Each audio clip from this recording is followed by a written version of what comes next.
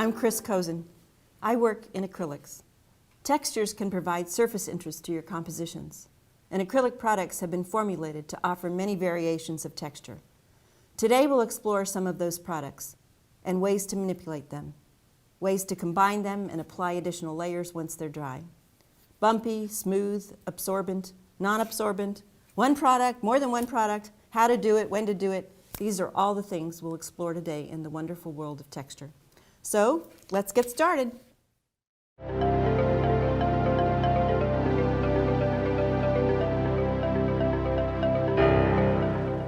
So you can see, you might even be able to see that this board had another incarnation as a sample board. It's got writing and all kinds of stuff in it.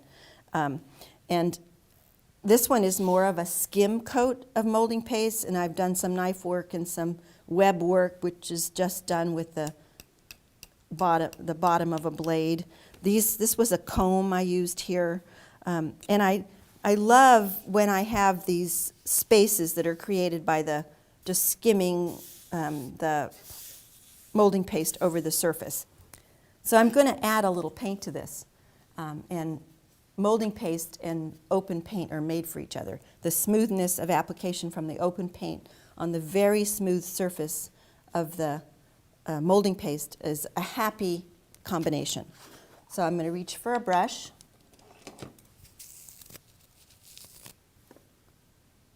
Got some open medium. I'm going to put a little bit over here so I can work it into my brush.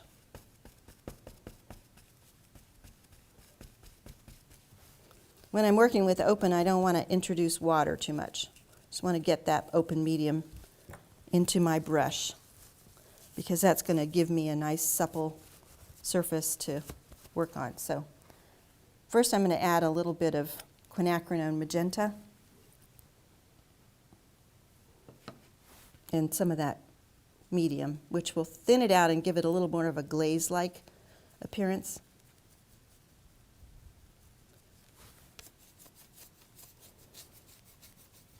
And you see how easy it just, there's no drag. Surface, the paint has no drag and the surface has no drag. So every brush stroke picks up every little mark in the surface, which is really cool.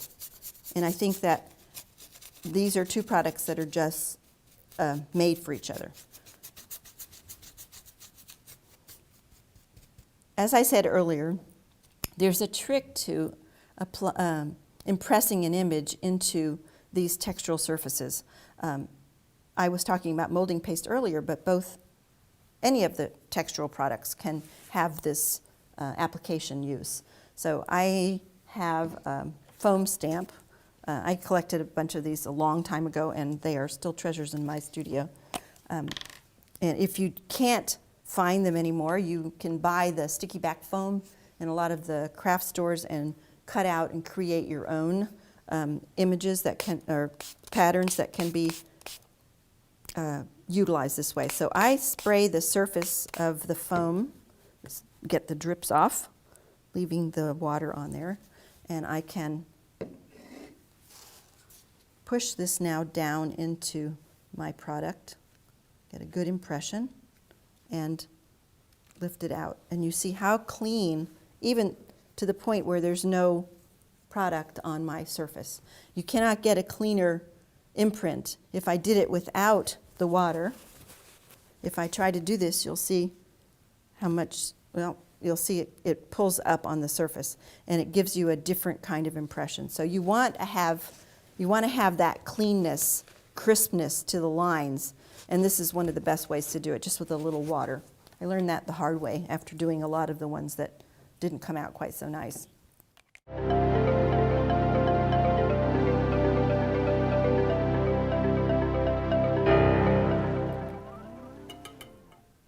So I can, just as in watercolor paper and many of the other products, manage the flow of paint and the direction and areas of paint movement on these absorbent surfaces by controlling where I place the water. Let's take up that high flow turquoise that I have laying here on my palette and just pop that in. Ooh, look at it move. I don't have to do anything. Do you see how it's moved all the way up here? Let's pull another stroke. Whoa, that's beautiful.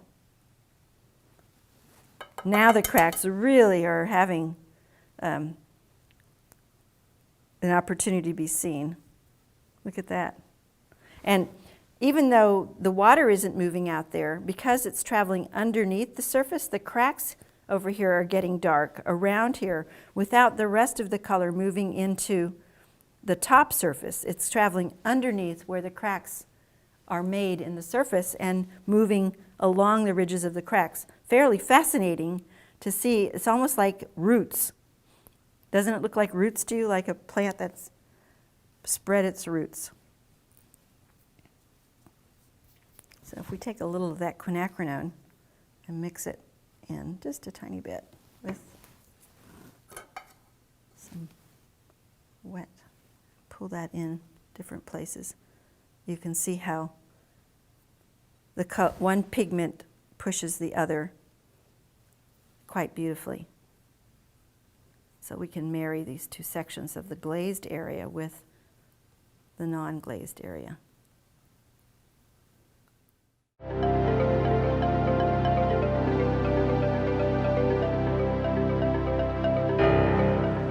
Now I want to add 2 additional layers of texture to this surface. And one of the layers is going to be something I'm very fond of, and it's called Origami Mesh.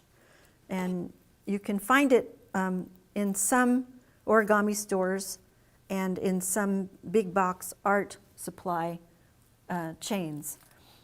If you don't have that, you can use something like cheesecloth, which you dye with watered down paint, and once you've dunked it in and let it set for a while, you wring it out and let it dry. So that's a possibility. Don't feel like you have to have the mesh.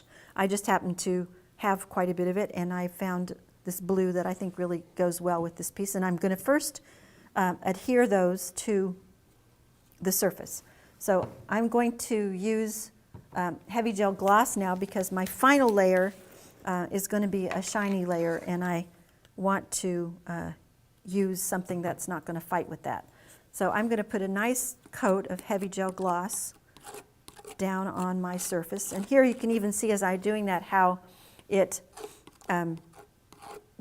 shows up that pattern of stencil as, again, scraping over the surface. So I'm pushing that down into all these, and I really love, I tore a piece. It comes in a package square like this, and I don't like it square, I like it all frayed, so I get my muscle out and I tear it up into little pieces, and that way I can get these very fluid lines that are an interesting juxtaposition to these regular patterns. So I'm scraping it down. I don't want it to be overly layered. The texture I want to come simply from the fabric or mesh layer. So I'm going to add one more over in this side, one more little piece up against this edge and out this way. Go this way. Under and over.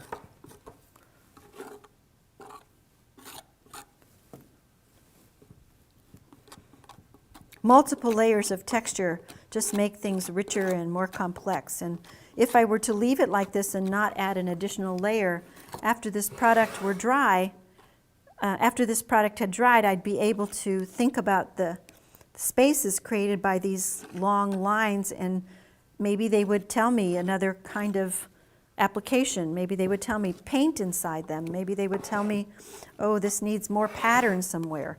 But right now I'm using it as a middle layer of texture, and it doesn't really have to be worked on or acted upon.